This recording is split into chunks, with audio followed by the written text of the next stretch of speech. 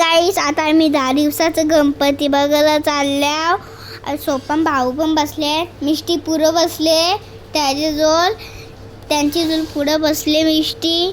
तिकडे पुढं बघ गाड्या बघते, ती गाड्या. नंतर ती मागच नाही, नंतर माग आली कशी तरी.